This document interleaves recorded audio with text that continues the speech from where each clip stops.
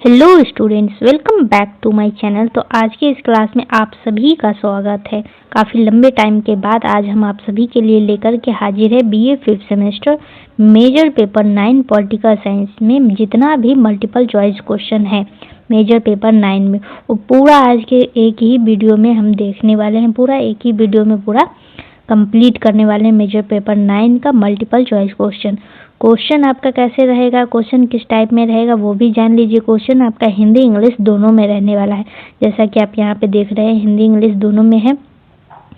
और आप सभी को करना क्या है कि स्क्रीनशॉट लेते चलना है। जितना भी ऑब्जेक्टिव क्वेश्चन है उसको नोट डाउन कर लेना है, स्क्रीनशॉट ले लेना है। तो आप सभी को क्लास में अंत तक बने रहना है। तो चलिए हम क्लास को शुरू करते हैं। सबसे पहला क्वेश्चन पूछा है, the first condition for the success of any organisation is, यानी किसी भी संगठन की सफलता की पहली शर्त क्या है। ऑप्शन दिया गया है, creation of correct and appropriate policy, नीतियों का क्रियान्वयन, नीतियों का मूल्यांकन या उपयुक्त सभी। तो इसका सही आंसर हो जाएगा ऑप्शन ए, सही एवं उपयुक्त नीतियों का निर्माण करना। तो ऑप्शन ए हो जाएगा इसका सही आंसर। और ये वीडियो आपको मिल जाएगा प्लेलिस्ट में। दूसरा क्वेश्चन पूछा है, who accepted the division between politics and administration, यानी राजनीति और प्रशासन के विभाजन को किसने स्वीकार किया था। तो सही आंसर हो जाएगा ऑप्शन सी, वुड्रो विल्सन ने स्वीकार किया था। ये आपको याद रखना है। तो चलिए अगला बढ़ते हैं। अगला क्वेश्चन नंबर 3 पूछा गया है, policies are consciously administrative decision, who said this, नीतियाँ सचेत प्रशासनिक निर्णय है, यह किसने कहा। तो ये कहा था डिमार्क ने, ऑप्शन बी। क्वेश्चन नंबर 4 पूछा गया है, policies are decision regarding what to do और not to do, who define this, यानी इसका कहने का मतलब है कि नीतियाँ यह तय करती है कि क्या करना है और क्या नहीं करना है। तो यह किसने कहा। ये कहा था कार्ल जे फेडरिक ने। तो सही है ऑप्शन हो जाएगा ऑप्शन डी। क्वेश्चन नंबर 5 पूछा है, which is a characteristic of public policy, यानी लोक नीति की विशेषता क्या है। इसका सही आंसर हो जाएगा उपयुक्त सभी, ऑल द एबव, यानी उपयुक्त सभी। गोल ओरिएंटेड भी होता है, result of complex process, compulsive, future oriented. तो सब सही होगा इसका। चलिए अगला क्वेश्चन। तो अगला सवाल है कि which is not a feature of public policy, यानी लोक नीति की विशेषता नहीं है। तो सही आंसर हो जाएगा ऑप्शन ए, की रोल ऑफ एनजीओ, यानी गैर सरकारी संगठनों की प्रमुख भूमिका नहीं है। अगला सवाल पूछा गया है कि policies related to specific classes are called, यानी विशिष्ट वर्गों से संबंधित नीतियाँ कहलाती है। ऑप्शन दिया गया है, मौलिक नीतियाँ, वितरणात्मक नीतियाँ और नियंत्रण नीतियाँ, और चौथा ऑप्शन दिया गया है पूंजीकरण नीतियाँ। तो इसका सही आंसर हो जाएगा option B, distributor policies, Hindi में बोला जाता है वितरणात्मक नीतियाँ। अगला सवाल पूछा गया है, policies made to help business venture, व्यापारिक उद्यमों की सहायता हेतु बनाई गई है नीतियाँ। तो कौन सी नीतियाँ बनाई गई है। तो वो बनाई गई है पूंजीकरण, कैपिटलाइजेशन पॉलिसीज। चलिए अगला क्वेश्चन देखते हैं। अगला क्वेश्चन आपसे पूछा गया है कि डोर्स ने नीति निर्माण के कितने मॉडल बताए, यानी how many policies making model did door describe. तो उन्होंने बताए थे 6 तरह के मॉडल। सही ऑप्शन हो जाएगा ऑप्शन सी। चलिए अगला क्वेश्चन है। अगला क्वेश्चन पूछा गया है कि according to Dror the best model is, Dror के अनुसार सर्वश्रेष्ठ मॉडल कौन सा था। तो सर्वश्रेष्ठ मॉडल था उनका सबसे ये option C, combination for both, यानी दोनों का संयोजन। कुछ और क्वेश्चन है जो कि सबसे पहले पूछा गया है, सही कथन चुनिए। इसमें से सही कथन कौन सा है ये आपको चुनना है। तो इसका सही आंसर हो जाएगा ऑल ट्रू में, यानी सही सब है, सब सही कथन ही है। अगला कुछ और सवाल है, involvement in policy making means, नीति निर्माण में पर्यावरण का अर्थ क्या है। तो पर्यावरण का अर्थ ये भी होता है, ये भी और ये भी होता है, यानी सभी। तो ऑप्शन डी हो जाएगा सही है। अगला सवाल पूछा गया है, rational intelligible approach was given by, तर्कसंगत बोधगम्य दृष्टिकोण किसने दिया। वो दिया गया था चार्ल्स लिंडब्लॉम के द्वारा। तो ऑप्शन ए हो जाएगा सही आंसर। तो चलिए अब हम आगे बढ़ते हैं। अगला क्वेश्चन पूछा गया, which country included public policy in university curriculum. किस देश ने विद्यालयों में लोक नीति शामिल की? तो वो है अमेरिका, ऑप्शन बी। चलिए आगे बढ़ते हैं। Centre for public policy in India is at. Bharat में सार्वजनिक नीति केंद्र कहाँ है? वो है बेंगलोर में, ऑप्शन सी। अगला सवाल है, policy and administration are twins of politics who said. नीति और प्रशासन राजनीति के जुड़वा है, किसने कहा था? तो वो कहते पीटर ओडिगार्ड। अगला सवाल है, Indian policy list are how many. भारतीय संविधान में सूचियाँ कितनी है?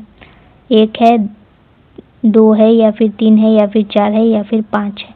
तो इसका सही आंसर हो जाएगा 3। 3 सूचियाँ है। भारतीय संविधान में 3 सूचियाँ है। तो चलिए अगला सवाल है। तो अगला सवाल पूछा गया है कि इसमें से गलत कथन कौन सा है, ये आपको बताना है। तो पार्लियामेंट मेक यूनियन लॉ। संसद यूनियन कानून बनाती है, ऑप्शन दिया गया है। उसके बाद आपको कि केंद्र राज्य सूची पर कानून नहीं बना सकता। उसके बाद समवर्ती सूची दोनों, केंद्र की शक्ति अधिक। तो सही आंसर हो जाएगा आपका इसमें ऑप्शन बी, केंद्र राज्य सूची पर कानून नहीं बना सकता। तो ये कथन गलत। अगला सवाल पूछा गया है, policy making eight central level. केंद्र स्तर पर नीति निर्माण कौन करता है? तो सही आंसर है ऑल। सचिव भी करते हैं, मंत्री भी करते हैं और प्रधानमंत्री। अगला सवाल है, major factor influencing policy making. नीति निर्माण के प्रमुख कारक कौन है? तो सही आंसर हो जाएगा ऑप्शन डी। अगला सवाल पूछा गया है, वर्ल्ड बैंक एस्टेब्लिश्ड। विश्व बैंक की स्थापना कब हुई? इसका सही आंसर हो जाएगा 1944। ये क्वेश्चन हम पोस्ट में भी लगा दिए थे। अगर आप लोग पोस्ट नहीं चेक करते हैं तो वहाँ पर भी कम्युनिटी पोस्ट जाकर के चेक किया कीजिए, क्योंकि वहाँ पे भी मल्टीपल चॉइस क्वेश्चन काफ़ी इंपॉर्टेंट लगाया जाता है। इकोनॉमिक्स का, सारे सब्जेक्ट का लगाया जाता है, इकोनॉमिक्स का, पॉलिटिकल साइंस का भी।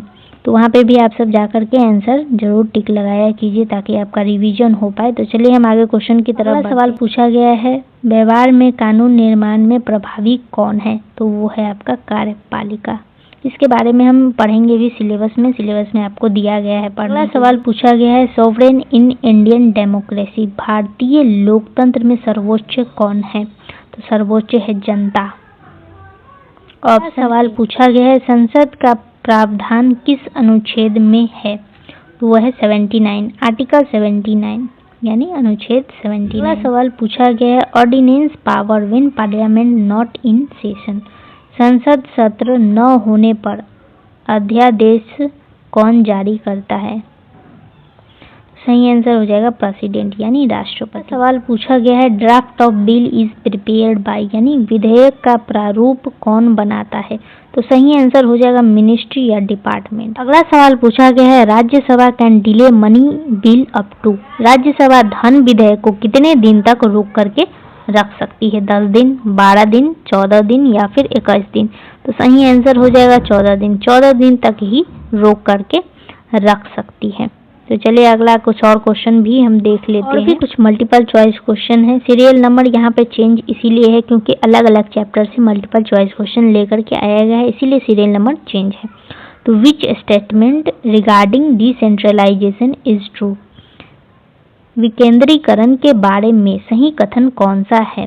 इसका सही आंसर हो जाएगा ऑल ऑफ द एबव यानी उपयुक्त सभी। शक्तियों का विभाजन, संकट में अधिक उपयुक्त और शीघ्र निर्णय क्षमता, तो ये सभी सही कथन ही है। तो चलिए अब हम आगे। अगला सवाल पूछा गया है, which statement regarding decentralisation is false. यानी हिंदी में अगर हम इसको बोले तो विकेंद्रीकरण के बारे में गलत कथन कौन सा है? इनमें से आपको बताना है कि गलत कथन कौन सा है। तो पहला ऑप्शन दिया गया है लचीलापन, तो ये गलत कथन बिल्कुल भी नहीं है, ये सही कथन है। दूसरा ऑप्शन आपको दिया गया है पब्लिक वेलफेयर फीलिंग, ये भी बिल्कुल सही है। तीसरा ऑप्शन दिया गया है लेस वेस्टेज। तो आप सभी को क्या लगता है, क्या ये ऑप्शन सही है या फिर गलत है? लेस वेस्टेज, तो ये ऑप्शन गलत है यानी ये कथन गलत है। अगला ऑप्शन दिया गया ट्रांसफर टू लोकल यूनिट्स, यानी ये कथन सही है बिल्कुल भी। तो इसका सही ऑप्शन कौन सा हो जाएगा? वो हो जाएगा आपका ऑप्शन सी, ये गलत कथन है। लेस वेस्टेज गलत कथन है, इसीलिए यहाँ पे क्वेश्चन नंबर 2 का सही आंसर ऑप्शन सी है। तो चलिए अब हम आगे बढ़ते हैं अगले कुछ और क्वेश्चन की तरफ। सवाल आपसे पूछा गया है कि पंचायती राज इंस्टीट्यूशन सिंबलाइज, यानी हिंदी में अगर हम इसको बोले तो पंचायती राज संस्थाएं किसका प्रतीक है? Option A coordination, option B centralisation, option C decentralisation, option D span of control. तो इसका सही आंसर हो जाएगा ऑप्शन सी विकेंद्रीकरण। तो ये हो जाएगा सही। तो अगला सवाल काफी लंबा है, लंबा चौड़ा सवाल दिया गया है जिसमें आपसे पूछा गया है कि संगठन कर्मियों की व्यवस्था है, ये बात किसने कही? Organisation is the arrangement of personnel, ये हु सेड दिस? तो ये बोला गया था LD वाइट के द्वारा, L.D.White। तो ऑप्शन ए हो जाएगा सही आंसर। एग्जाम में अगर ये क्वेश्चन पूछे तो ऑप्शन ए में ही फटाक से बिना देखे और ध्यान से देख करके मारना है, आंख बंद करके बिल्कुल भी नहीं मारना है। तो आंख बंद करके मारोगे तो ऑप्शन गलत मारा जाएगा, इसीलिए ध्यान से देख करके क्वेश्चन पढ़ करके अच्छे से आंसर टिक करके लगाना। अगला सवाल पूछा गया है बलवंत राय कमेटी रिपोर्ट ईयर, यानी बलवंत राय समिति की रिपोर्ट का वर्ष क्या है? तो इसको ध्यान से याद रखना है कि 1957 है। अगला सवाल पूछा गया है कि नागौर में त्रिस्तरीय पंचायती राज कब शुरू हुआ था? तो इसका सही आंसर है ऑप्शन बी 1959 में शुरू हो चुका। अगला सवाल पूछा गया है कि लोकतांत्रिक विकेंद्रीकरण में योगदान देने वाली समिति कौन सा है? तो इसका सही आंसर हो जाएगा उपयुक्त सभी। ये सभी समिति है जिनका योगदान रहा है इसमें। तो अगला सवाल जो है ये सिर्फ इंग्लिश में लिखा गया है, पर कोई दिक्कत नहीं, इसको हम हिंदी में भी आपको बता देते हैं। तो इंग्लिश में लिखा गया है कि नोटिफाइड एरिया कमिटीज इन 1990। इस क्वेश्चन को अगर हम हिंदी में बोले तो 1990 में देश में कितनी अधिसूचित क्षेत्र समितियां थी? तो इसका सही आंसर हो जाएगा 717। ऑप्शन सवाल पूछा गया है कंटेनमेंट बोर्ड कंट्रोल बाय, इसको अगर हम हिंदी में बोले तो छावनी बोर्ड को कौन नियंत्रित करता है? तो इसका सही आंसर हो जाएगा option a chief of army staff, यानी सेना प्रमुख नियंत्रित करते हैं। सवाल पूछा गया है importance of urban institution due to, इसको अगर हम हिंदी में बोले तो शहरी संस्थानों के महत्व में वृद्धि का कारण क्या है? तो इसका सही आंसर हो जाएगा ऑप्शन डी ऑल। अर्बनाइजेशन का मतलब होता है शहरीकरण और ट्रू डेमोक्रेसी का मतलब होता है सच्चे लोकतंत्र की स्थापना।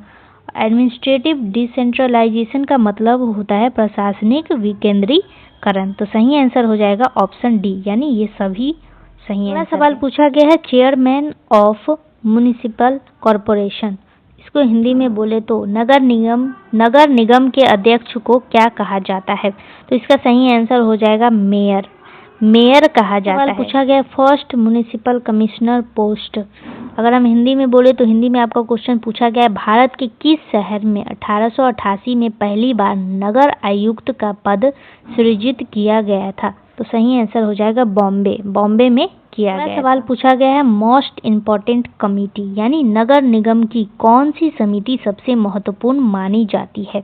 तो सही आंसर हो जाएगा स्टैंडिंग कमेटी, हिंदी में अगर बोले तो अस्थायी समिति। सवाल पूछा गया है women reservation after 74th amendment, तो इसका क्वेश्चन हिंदी में बोले तो 74वें संवैधानिक संशोधन के बाद महिलाओं के लिए कितनी सीट आरक्षित की गई थी? तो इसका सही आंसर हो जाएगा 1/3, 1/3 इतना हिस्सा आरक्षित किया गया। सवाल पूछा गया है 50% रिजर्वेशन ईयर, यानी अस्थायी निकायों में महिलाओं के लिए 50% सीटें किस वर्ष आरक्षित की गई थी? वो किया गया था 2009। सवाल पूछा गया है नगर निगम का कुल कार्यकाल कितना होता है, यानी टेन्योर ऑफ म्युनिसिपल कॉर्पोरेशन, तो वो होता है 5 साल का। सवाल पूछा गया है पार्षद निम्नलिखित में से किस इकाई से संबंधित है? तो सही आंसर हो जाएगा वार्ड, यानी कंसीलर बिलोंग्स टू, तो वो वार्ड से बिलोंग करता है। सवाल पूछा गया है महापौर का चुनाव कितने वर्ष के लिए होता है, यानी मेयर टेन्योर, तो वो होता है 1 साल के लिए, 1 वर्ष के लिए ही इनका चुनाव। अगला सवाल पूछा गया है भारत में ग्रामीण अस्थायी शासन को संवैधानिक दर्जा किस संवैधानिक संशोधन द्वारा दिया गया था? तो वो दिया गया था 73वां 73rd। Rural governance constitutional status, तो वो दिया गया था 70। सवाल पूछा गया भारत में किस संवैधानिक संशोधन द्वारा शहरी शासन को संवैधानिक दर्जा दिया गया था, तो वो दिया गया था 74। अगला सवाल पूछा गया है कि 73वें संवैधानिक संशोधन द्वारा संविधान में कौन सी अनुसूची जोड़ी गई थी, यानी schedule added by 73rd amendment, तो वो है 11, अनुसूची 11 जोड़ा गया। सवाल पूछा गया है कि 74वें संवैधानिक संशोधन द्वारा संविधान में कौन सी अनुसूची जोड़ी गई थी, तो वो जोड़ा गया था 12वां अनुसूची। अगला सवाल पूछा गया है वित्त ही शासन है, ये बात किसने कही, तो ये कहा गया था लॉर्ड जॉर्ज के द्वारा, डेविड लॉर्ड जॉर्ज के द्वारा। सवाल पूछा गया है ऑब्जेक्टिव ऑफ फाइनेंशियल एडमिनिस्ट्रेशन, यानी वित्तीय प्रशासन का उद्देश्य क्या था। ऑप्शन दिया गया है बजट प्रिपरेशन, यानी बजट तैयार करना, या फिर बजट का कार्यान्वयन करना, या फिर सार्वजनिक धन का संरक्षण करना। तो इसका आंसर ये तीनों होगा, तो इसीलिए इसमें सही आंसर हो जाएगा ऑप्शन डी। अगला सवाल पूछा गया है budget is statement of estimated receipt and expenditure who said, budget एक निश्चित अवधि में अनुमानित प्राप्तियों और व्ययों का विवरण होता है, यह किसने कहा था, तो ये कहा गया था इनके द्वारा, लेनक्स ब्यूलियो के द्वारा। तो सही आंसर हो जाएगा ऑप्शन। अगला सवाल पूछा गया है बजट शब्द भाषा के बुगेट शब्द से लिया गया है, तो इसका सही आंसर इसमें से कौन सा होगा, तो वो होगा फ्रेंच से लिया गया। अगला सवाल पूछा गया है कि सामान्यतः 3 प्रकार के बजट बताए जाते हैं, निम्नलिखित में से कौन सा उनमें शामिल नहीं है, तो सही आंसर हो जाएगा फाइनेंशियल सिस्टम बजट, जिसको हिंदी में कहा जाता है वित्तीय प्रणाली का बजट, ये शामिल नहीं होता है उनमें। अगला सवाल पूछा गया है किस प्रकार का बजट सबसे लोकप्रिय है, ऑप्शन ए लेजिस्लेटिव, यानी विधायिका प्रणाली का बजट, या फिर कार्य प्रणाली का बजट, या फिर बोर्ड या आयोग प्रणाली का बजट, या फिर इनमें से कोई भी नहीं। तो सही आंसर हो जाएगा आपका ऑप्शन बी, यानी कार्यपालिका प्रणाली का बजट लोकप्रिय होता है। तो सही आंसर हो जाएगा ऑप्शन। सवाल पूछा गया है principle of budget bye Harold D Smith, यानी हिंदी में बोले तो हेरोल्ड डी स्मिथ ने बजट से संबंधित कितने सिद्धांत का उल्लेख किया है, तो वो किए थे 8। अगला सवाल पूछा गया है how many departments are there in the ministry of finance, यानी वित्त मंत्रालय में कितने विभाग होते हैं, तो 3 तरह के विभाग होते हैं। सवाल पूछा गया है वित्त मंत्रालय और प्रशासनिक मंत्रालय के बीच समन्वय किसने सुलझाया, तो सही आंसर हो जाएगा ऑप्शन सी, प्राक्कलन समिति। तो चलिए अगला सवाल है financial year in India is, यानी भारत में वित्तीय वर्ष कब से कब तक होता है, तो वो होता है आपका 1 अप्रैल से 31 मार्च तक। अगला सवाल पूछा गया है who prepare the union budget in India, यानी भारत में केंद्रीय बजट कौन तैयार करता है, तो वो करते हैं मिनिस्ट्री ऑफ फाइनेंस, यानी वित्त मंत्रालय करता है। अगला सवाल पूछा गया है ऑडिट प्रक्रिया की परिभाषा किसने दी, तो वो दिया गया था चार्ल्स वर्थ के द्वारा, ऑप्शन। अगला सवाल पूछा गया है सीएजी का कार्य औपनिवेशिक शासन की देन है, ये बात किसने कही थी, तो ये कहा गया था पॉल एच एपलेवी के द्वारा कहा। सवाल पूछा गया है लेखांकन के आवश्यक तत्व है, तो इनमें से कौन सा है, तो सही आंसर हो जाएगा ऑप्शन डी, इनमें से ये सभी है। सवाल पूछा गया भारत में लेखांकन और ऑडिट अलग कब हुए, तो वो हुए थे 1976 में, 1970। सवाल पूछा गया है कल्याणकारी राज्य में सरकार किसके प्रति जवाबदेह होता है, तो सरकार जवाबदेह होता है जनता के। सवाल पूछा गया है नागरिक प्रशासनिक अधिकारियों से आप क्या अपेक्षा रखते हैं, तो सही आंसर हो जाएगा ऑप्शन। अगला सवाल पूछा गया है संसदीय प्रणाली में प्रशासन किसके नियंत्रित में होता है, ऑप्शन दिया गया है पार्लियामेंट, जिसको हिंदी में कहा जाता है संसद। पॉलिटिकल एग्जीक्यूटिव का मतलब होता है राजनीतिक कार्यकारी, और जुडिशरी का मतलब होता है न्यायपालिका, तो सही आंसर हो जाएगा ऑप्शन डी। सवाल पूछा गया है प्रशासनिक विकेंद्रीकरण का सर्वोत्तम उदाहरण इनमें से कौन सा है, तो सही आंसर हो जाएगा पंचायती राज। सवाल पूछा गया है सीबीआई की स्थापना कब हुई, तो वो हुआ था 1963 में हुआ। सवाल पूछा गया है केंद्रीय सतर्कता आयोग किस समिति की सिफारिश पर बना हुआ है, तो वो बना हुआ है के संथानम समिति पे, कमेटी को हिंदी में समिति कहा जाता है। अगला सवाल पूछा गया है सीवीसी को वैधानिक दर्जा कब मिला, तो वो मिला था 2003। सवाल पूछा गया है मध्य प्रदेश लोक सेवा गारंटी अधिनियम कब बना, तो वो बना था 2010। अगला सवाल पूछा गया है 2012 यूएन पब्लिक सर्विस अवार्ड किस अधिनियम को मिला था, तो वो मिला था मध्य प्रदेश को। अगला सवाल पूछा गया है सुशासन का अर्थ क्या होता है। ऑप्शन दिया गया है आपको पब्लिक वेलफेयर, जिसको हिंदी में कहा जाता है लोक कल्याण। पब्लिक सेटिस्फेक्शन मतलब सार्वजनिक संतुष्टि। ग्रेवियंस रेडरेसल यानी शिकायत निवारण। तो सही आंसर हो जाएगा ऑल। ऑल का मतलब होता है सभी, तो ये सभी सही। अगला सवाल पूछा गया है कौन सा शासन जनता की अपेक्षाएं पूरी नहीं करता है। ऑप्शन दिया गया है डेवलप यानी विकसित। दूसरा दिया गया है डेवलपिंग यानी विकास करना। अंडर डेवलप का मतलब होता है अविकसित। नन का मतलब होता है कोई नहीं, तो सही आंसर हो जाएगा ऑप्शन सी यानी अविकसित। सवाल पूछा गया है किस प्रशासन में शिकायतों पर ध्यान नहीं दिया जाता है। ऑप्शन दिया गया है अथॉरिटेरियन रूल, जिसको हिंदी में कहा जाता है सत्तावादी शासन। अंडर डेवलप का मतलब होता है अविकसित। डेवलपिंग का मतलब होता है विकास करना और डेवलप्ड का मतलब होता है विकसित, तो सही आंसर हो जाएगा ऑप्शन ए सत्तावादी शासन। सवाल पूछा गया है जन शिकायतों का कारण क्या है। ऑप्शन दिया गया है करप्शन, जिसको हिंदी में कहा जाता है भ्रष्टाचार। डिले का मतलब होता है देरी। डिस्क्रिमिनेशन का मतलब होता है भेदभाव। ऑल का मतलब होता है सभी, तो सही आंसर हो जाएगा ऑल। सवाल पूछा गया है प्रशासनिक भ्रष्टाचार का कारण क्या है। ऑप्शन दिया गया है राजनीतिक संरक्षण। पॉलिटिकल प्रोटेक्शन का मतलब होता है राजनीतिक संरक्षण। ग्रीड का मतलब होता है लालच और पावर लस्ट का मतलब होता है सत्ता की लालसा। ऑल का मतलब होता है सभी, तो सही आंसर हो जाएगा सभी। अगला सवाल पूछा गया है जन शिकायतें प्रशासन के किस पहलू से जुड़ी हुई होती है। तो ऑप्शन ए दिया गया है, इसका मतलब है प्रबंधकीय। और दूसरा दिया गया है प्रोसीड्यूरल, इसका मतलब होता है प्रक्रियात्मक। और तीसरा ह्यूमन का मतलब होता है मानव।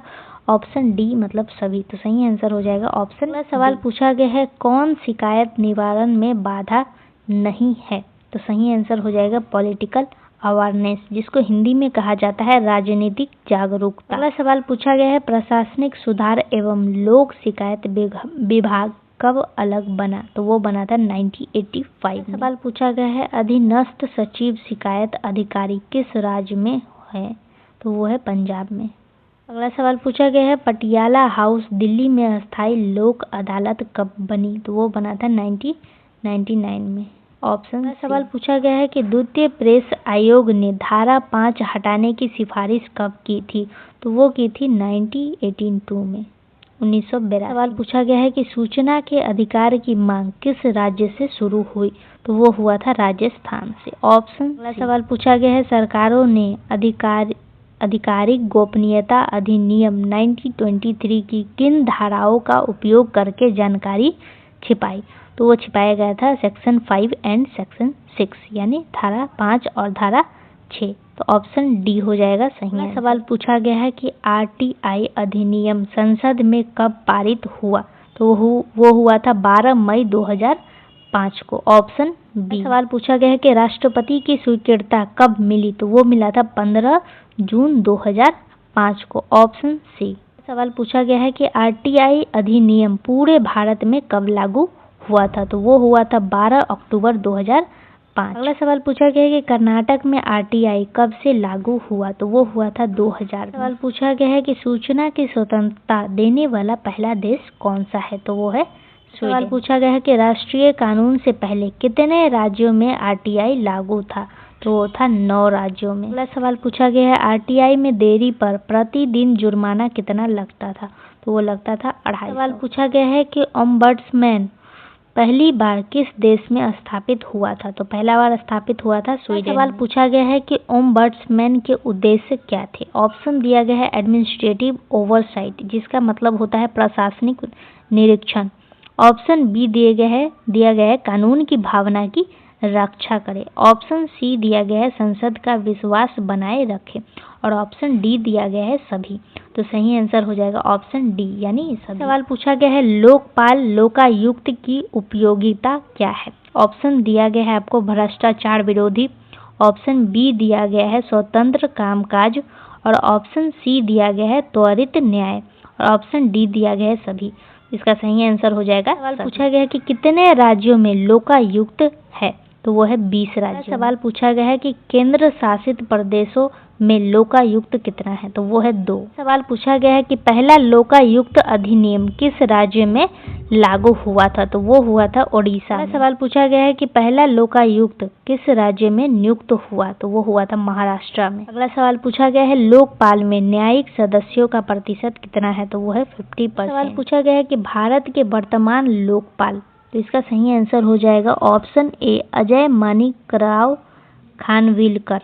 सवाल पूछा गया है कि न्यायमूर्ति प्रताप कृष्ण लोहरा किस राज्य के लोकायुक्त हैं, तो वो है राजस्थान। सवाल पूछा गया है कि सिटीजन चार्टर पहली बार किस देश में आया, तो वो आया था पहली बार ब्रिटेन में। ऑप्शन बी हो जाएगा। सवाल पूछा गया है कि ब्रिटेन में सिटीजन चार्टर कब शुरू हुआ था, तो वो हुआ था 1994। सवाल पूछा गया है कि सिटीजन चार्टर का उद्देश्य क्या है। ऑप्शन ए दिया गया है अकाउंटेबिलिटी। अकाउंटेबिलिटी का मतलब होता है जवाबदेही। ऑप्शन बी दिया गया है जागरूकता।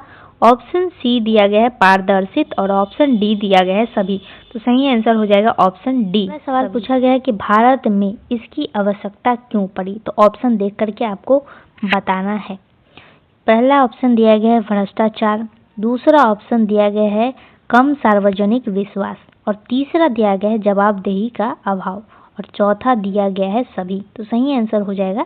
सवाल दिया गया था नीड फॉर सिटीजन चार्टर, यानी सिटीजन चार्टर की आवश्यकता क्यों पड़ी थी, तो इसका सही आंसर हो जाएगा ऑप्शन। सवाल पूछा गया है मुख्यमंत्रियों का सम्मेलन कब हुआ, तो वो हुआ था 1997। अगला सवाल पूछा गया है 1997 सम्मेलन में क्या निर्णय हुआ। ऑप्शन दिया गया है नागरिक चार्टर, यानी सिटीजन चार्टर को कहा जाता है नागरिक चार्टर। डिसेंट्रलाइजेशन का मतलब होता है विकेंद्रीकरण और ग्रेवियंस रिड्रेसल का मतलब होता है शिकायत निवारण। ऑप्शन डी सभी। तो सही आंसर हो जाएगा ऑप्शन। सवाल पूछा गया है कि 2009 तक केंद्र स्तर पर कितने चार्टर बने, तो वो बना था 131। सवाल पूछा गया है कि ई गवर्नेंस में निम्न में से कौन सा गुण नहीं पाया जाता है, तो इसका सही आंसर है ऑप्शन डी उपयुक्त सभी।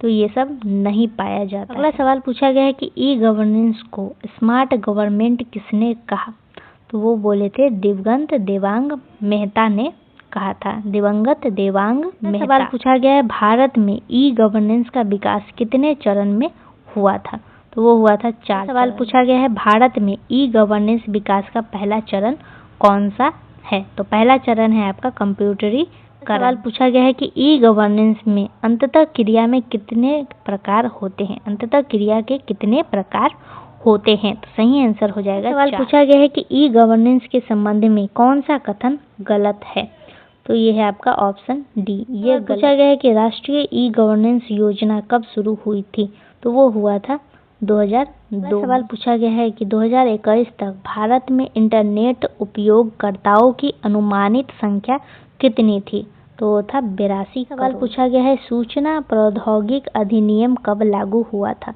तो वो हुआ था 2000। सवाल पूछा गया है कि 18वां ई गवर्नेंस सम्मेलन कहाँ हुआ था, तो वो हुआ था आपका गांधी। पूछा गया है कि डिजिटल इंडिया योजना कब शुरू हुआ था, तो वो हुआ था 2015। पूछा गया है कि 27वां राष्ट्रीय ई गवर्नेंस सम्मेलन 2024 में जो हुआ था वो कहाँ पे हुआ था, तो वो हुआ था मुंबई। सवाल पूछा गया है सामाजिक कल्याण की परिभाषा किसने दी, तो सही आंसर है डनहम। सवाल पूछा गया है सामाजिक कल्याण के अंतर्गत सहायता किसे मिलती है, तो वो मिलता है ऑप्शन ए गरीब को भी मिलता है, उपेक्षित को भी मिलता है और कमजोर वर्ग को भी मिलता है, तो सही आंसर हो जाएगा ऑप्शन डी। तो अगला सवाल है कि सामाजिक कल्याण प्रशासन में सहायता किन क्षेत्रों में दी जाती है, तो वो है ऑप्शन सी इन सभी में दिया जाता है, फूड में, हाउसिंग में, एजुकेशन में, हेल्थ में, सभी में दिया जाता है। अगला सवाल पूछा गया है कि सामाजिक कल्याण के पहलू में कौन शामिल नहीं है, तो सही आंसर है ऑप्शन बी सामाजिक प्रोत्साहन। सवाल पूछा गया है कि केंद्रीय सामाजिक कल्याण बोर्ड की स्थापना कब हुई, तो वो हुआ था 1953 में। अगला सवाल है मंत्रालय का नाम सामाजिक न्याय एवं अधिकारिता कब रखा गया, ऑप्शन बी 1998 में रखा गया। सवाल पूछा गया है कि किस दृष्टिकोण में सामाजिक कल्याण को मौलिक अधिकार माना जाता है, तो ऑप्शन ए हो जाएगा सही आंसर। अधिकार आधारित यानी राइट बेस पे मौलिक अधिकार माना जाता है। मेजर पेपर 9 में जितना भी ऑब्जेक्टिव क्वेश्चन था पॉलिटिकल साइंस में वो पूरा कंप्लीट हो चुका है। करीब 13 चैप्टर था। 13 चैप्टर में आपको जितना भी ऑब्जेक्टिव क्वेश्चन दिया गया था वो पूरा हम कंप्लीट करवा चुके हैं। तो आई होप कि ये वीडियो आप सभी के लिए काफ़ी हेल्पफुल रहा होगा। तो आप सभी का क्लास में अंत तक बने रहने के लिए बहुत बहुत धन्यवाद है आप सभी को। तो वीडियो अच्छा लगे तो शेयर कर देना है अपने दोस्तों के साथ और चैनल को सब्सक्राइब कर देना है, वीडियो को लाइक कर लेना है। तो आप सभी का बहुत बहुत धन्यवाद है। तो क्लास को यहीं पे एंड करते हैं, मिलते हैं अगले क्लास में कुछ सब्जेक्टिव क्वेश्चन लेकर के।